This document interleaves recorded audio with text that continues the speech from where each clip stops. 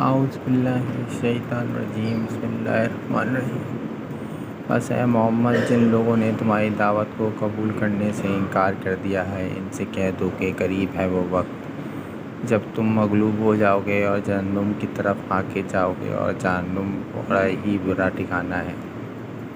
تمہارے لیے ان دو گروہوں میں ایک نشان عبرت تھا جو بدر میں ایک دوسرے سے نبرد آزما ہوئے۔ ایک گروہ اللہ کی راہ میں لڑ رہا تھا اور دوسرا گروہ کافر تھا۔ دیکھنے والے بچشمے سر دیکھ رہے تھے کہ کافر گروہ مومن گروہ سے دو چند ہے، مگر نتیجے نے ثابت کر دیا کہ اللہ اپنی فتح و نصرت سے جس کی چاہتا ہے مدد کر دیتا ہے۔ دیدہ بینا رکھنے والوں کے لیے اس میں بڑا سبق پوشیدہ ہے۔ لوگوں کے مرغوبات نفس، عورتیں، اولاد، سونے چاندی کے ڈھیر، چیتا، گھوڑے، مویشی اور زرعی زمینیں بڑی خوش آئند بنا دی گئی ہیں، مگر یہ سب دنیا کی چند روزہ زندگی کے سامان ہیں۔ حقیقت میں جو بہتر ٹھکانہ ہے وہ تو اللہ کے پاس ہے۔ کہو میں تمہیں بتاؤں کہ ان سے زیادہ اچھی چیز کیا ہے؟ جو لوگ تقویٰ کی روش اختیار کریں، ان کے لیے ان کے رب کے پاس باغ ہیں جن کے نیچے نہریں بہتی ہوں گی۔ صبح انہیں ہمیشگی کی زندگی حاصل ہوگی، پاکیزہ بیویاں ان کی رفیق ہوں گی اور اللہ کی رضا سے وہ سرفراز ہوں گے۔ اللہ اپنے بندوں کے رویے پر گہری نظر رکھتا ہے۔